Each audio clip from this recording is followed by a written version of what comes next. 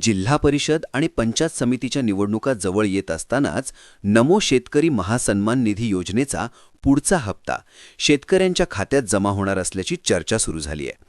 यासाठी ठराविक कालावधी निश्चित केला जाणार असून त्याआधी शासनाचा अधिकृत निर्णय जाहीर होणार आहे.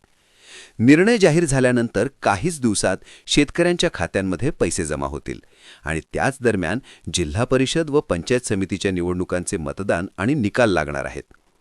हा योगायोग आहे की ठरवून आणलेला ट्रेंड आहे, असा प्रश्न आज अनेकांच्या मनात उभा राहतोय. शेतकरी मित्रांनो, चॅनलवर सबस्क्राईब करा, फॉलो करा, जेणेकरून तुम्हाला रोज अपडेट भेटत राहील. डिस्क्रिप्शनमध्ये व्हॉट्सअप ग्रुप लिंक आहे, जॉईन करून घ्या. प्रत्येक निवडणुकीच्या तोंडावर काही योजना आठवतात, काही हप्ते आठवतात आणि मग मतदारांच्या भावना जाग्या होतील अशी अपेक्षा धरली जाते. महानगरपालिका असो, नगरपालिका असो किंवा ग्रामीण भागातील निवडणुका असोत, मतदानाच्या आधी काही ना काही आर्थिक मदत खात्यात जमा केली जाते आणि त्यानंतर मतदार मतदान केंद्राकडे जातो. काही टक्के लोकांवर तरी त्याचा परिणाम होतो अशी सत्ताधाऱ्यांची गणितं असतात. या सगळ्यावर फार भाष्य करण्यापेक्षा एक प्रश्न अधिक महत्त्वाचा आहे आणि तो म्हणजे शेतकऱ्यांचा स्वाभिमान. काही दशकांपूर्वी शेतकरी चळवळी उभ्या राहत असताना शेतकऱ्यांच्या मनात एक विचार पेरला जात होता. तो विचार असा होता की शेतकरी हा कुणाच्या दयेवर जगणारा नसून इतर नागरिकांप्रमाणे सन्मानाने, स्वाभिमानाने जगणारा घटक आहे. लाचारी संपली पाहिजे, आत्मसन्मान निर्माण झाला पाहिजे अशी शिकवण दिली जात होती. आज परिस्थिती नेमकी उलटी होत चालली आहे. जे पैसे आधीच ठरलेल्या वेळेत शेतकऱ्यांच्या खात्यात जमा होणे अपेक्षित होते ते मुद्दाम विलंबाने दिले जातात. निवडणुका जवळ आल्यावरच ते पैसे आठवतात. याचा अर्थ काय घ्यायचा? सत्ताधारी शेतकऱ्यांना गृहीत धरत आहेत का? शेतकऱ्यांच्या कुटुंबाची किंमत इतक्याशा रकमेपुरतीच आहे असा समज करून घेतला जातोय का?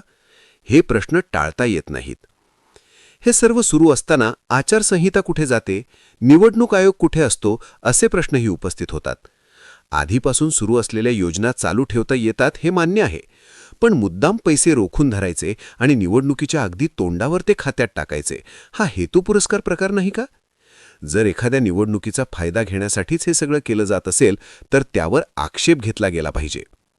शेतकरी एका दाण्याचे 1000 दाणे करणारा आहे, पण त्याच शेतकऱ्याच्या श्रमांची किंमत काही हजार रुपयांत मोजली जाते. धोरणांमधून शेतमालाची लूट होते आणि त्याचवेळी अशा योजनांच्या माध्यमातून शेतकऱ्याला गप्प बसवण्याचा प्रयत्न होतो.